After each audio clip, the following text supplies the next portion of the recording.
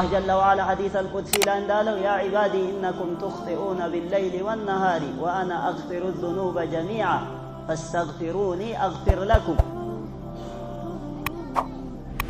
إن أنت يسولي جوش وإن بارياوش هو إلى الله سبحانه وتعالى إن أنت بليت بكن سووش انجدي جزياتشو عمراتشو يميشكركرو بنزي أوقاتوشنو بنزي جزيوشنو ليل نهار በእነዚህ ሁኔታዎች በእነዚህ ሰዓታቶቻችሁ በእድሜያችሁ ዘመን ስህተት ላይ ወንጀል ላይ ተወጥቃላችሁ ነገር ግን هناك رب ጌታ አላህ Subhanahu Wa Ta'ala የሰው ልጆችን ወንጀል የሚያብስ የሚመር ነገር ግን ለነዚህ ወንጀሎች መታበሻ ዘንድ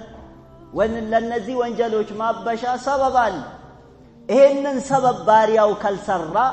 ያንን የአላህን Subhanahu Wa Ta'ala ቃል አያገኝም ማለት فمن أسباب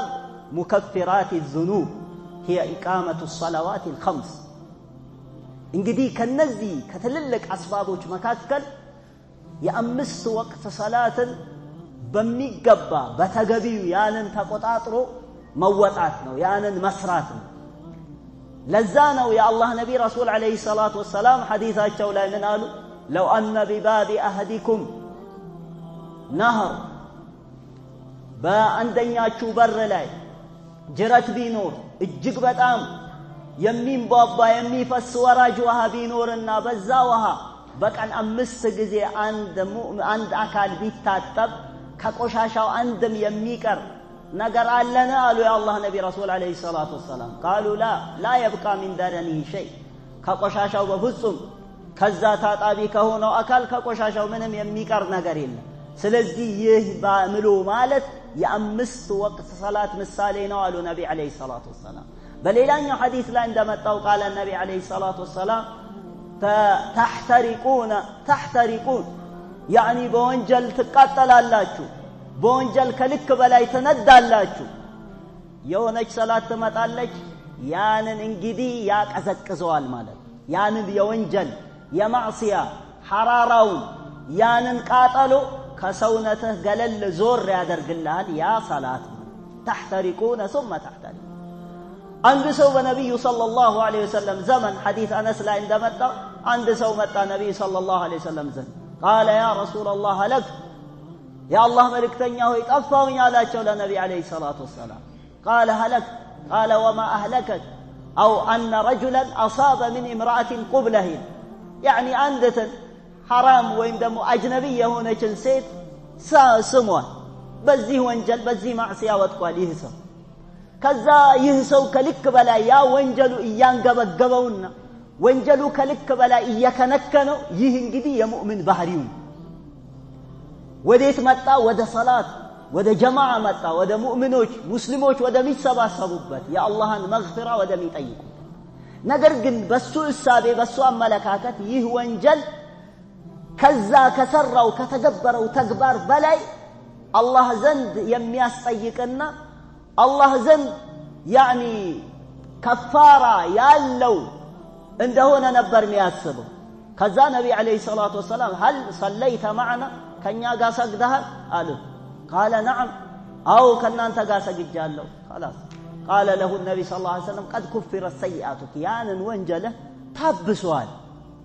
ሻሂዱ ምንድነው አሁን ከዚህ ዋና ምንማረው አንድ ሰው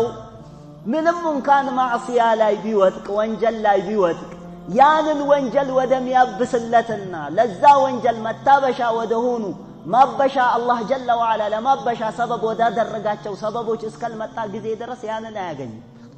ይህ ሰው ይህንን እንግዲህ ቀደም አንገብግቦት አቃጥሎት መጥቶ የነበረው ወንጀሉ ከነዚህ ሰዎች ከሙእሚኖች ጋር ያውም ከአላህ ነብይ ከረሱል አለይሂ ሰላቱ ወሰለም ጋር አብሮ በመስገዱ ታበሰለት قال ثم نزل قوله جل وعلا يا الله سبحانه وتعالى نذكر ورد واقم الصلاه طرفي النهار وزلفا من الليل ان الحسنات يذهبن السيئات بذي وانا يتفلقبت قالوا طرفي النهار يا كان ጫፍና ጫፍ ላይ ሲባል ሰላት العصر በይበልጥ የሚፈለግበት ሰላት العصرና ሰላት الفجر በመካከል ያሉ ሰላዋቶች ብዙም ጊዜ ከነፍስያ ጋር ያን ያህል ግብ አይጠይቅ ከነፍስያ ጋር ያን ያህል ትግል የለውም በሌሎቹ ልክ ማለት ነው ስለዚህ በሁለቱ መካከል ጠረፈይ ነሃር አንድ ሰው ሙቂም ለሰላ ከሆነ የቀን ጫፍና ጫፍ ማና የቀኑ ማብቂያ የቀኑ መጀመሪያ ላይ ሰላቱን የሚያቆምና የሚተገብር ከሆነ الله جل وعلا من قال قبا إن الحسن وزلفا من الليل أي اقترب إيه صلاة الليل ما يتفلق بثان أي اقترب في الليل كليل ساعة من ديو يونج نصيب درشا كعبادة نورة كالزاز إن الحسنات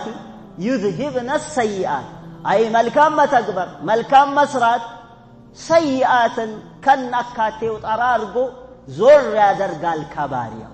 ስለዚህ ይሄ ከሆነ በዚህ ልክ አላህ Subhanahu Wa Ta'ala ለዒባዶቹ የመግፊራ በር የተከፈተላቸው ከሆነ ለምንድነው ሰዎች የሚሩቁት የሚሸሹት ከተባለ